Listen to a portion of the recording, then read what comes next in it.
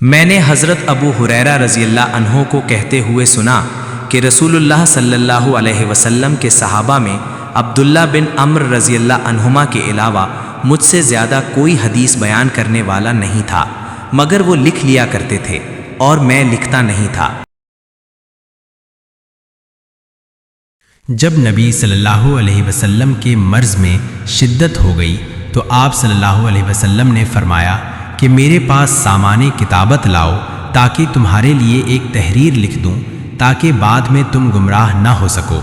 اس پر حضرت عمر رضی اللہ عنہ نے لوگوں سے کہا کہ اس وقت آپ صلی اللہ علیہ وسلم پر تکلیف کا غلبہ ہے اور ہمارے پاس اللہ کی کتاب قرآن موجود ہے جو ہمیں ہدایت کے لیے کافی ہے۔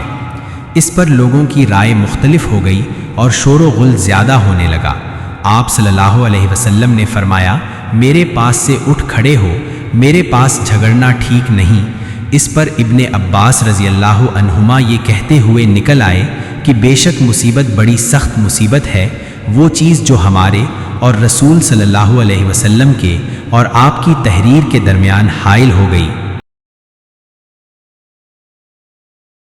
ایک رات نبی کریم صلی اللہ علیہ وسلم نے بیدار ہوتے ہی فرمایا کہ سبحان اللہ، آج کی رات کس قدر فتنے اتارے گئے ہیں اور کتنی ہی خزانے بھی کھولے گئے ہیں۔ ان حجرہ والیوں کو جگاؤ، کیونکہ بہت سی عورتیں جو دنیا میں باریک کپڑا پہننے والی ہیں وہ آخرت میں ننگی ہوں گی۔ حضرت عبداللہ بن عمر رضی اللہ عنہما نے فرمایا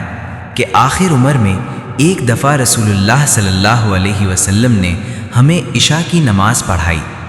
جب آپ صلی اللہ علیہ وسلم نے سلام پھیرا تو کھڑے ہو گئے اور فرمایا کہ تمہاری آج کی رات وہ ہے کہ اس رات سے 100 برس کے آخر تک کوئی شخص جو زمین پر ہے وہ باقی نہیں رہے گا۔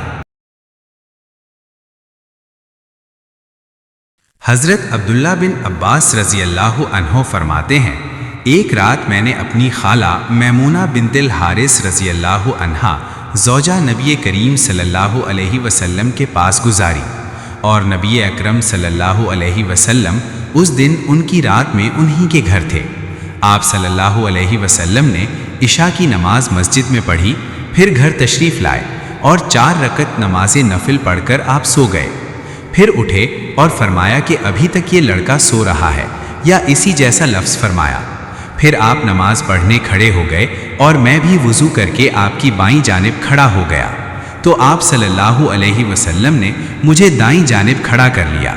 تب آپ صلی اللہ علیہ وسلم نے 5 رکعتیں پڑھیں، پھر 2 پڑھیں، پھر آپ صلی اللہ علیہ وسلم سو گئے، یہاں تک کہ میں نے آپ صلی اللہ علیہ وسلم کے خراٹے کی آواز سنی۔ پھر آپ کھڑے ہو کر نماز کے لیے باہر تشریف لے آئے۔ حضرت ابو ہریرہ رضی اللہ عنہ کہتے ہیں، لوگ کہتے ہیں کہ ابو ہریرہ رضی اللہ عنہ بہت حدیثیں بیان کرتے ہیں، اور میں کہتا ہوں کہ قرآن میں 2 آیتیں نہ ہوتی تو میں کوئی حدیث بیان نہ کرتا۔ پھر یہ آیت پڑھی جس کا ترجمہ یہ ہے کہ جو لوگ اللہ کی نازل کی ہوئی دلیلوں اور آیتوں کو چھپاتے ہیں، آخر آیت رحیم تک۔ واقعہ یہ ہے کہ ہمارے مہاجرین بھائی تو بازار کی خرید و فروخت میں لگے رہتے تھے اور انصار بھائی اپنی جائیدادوں میں مشغول رہتے، اور ابو ہریرہ رسول اللہ صلی اللہ علیہ وسلم کے ساتھ جی بھر کر رہتا تاکہ آپ کی رفاقت میں شکم پری سے بھی بے فکری رہے، اور ان مجلسوں میں حاضر رہتا جن مجلسوں میں دوسرے حاضر نہ ہوتے، اور وہ باتیں محفوظ رکھتا جو دوسرے محفوظ نہیں رکھ سکتے تھے۔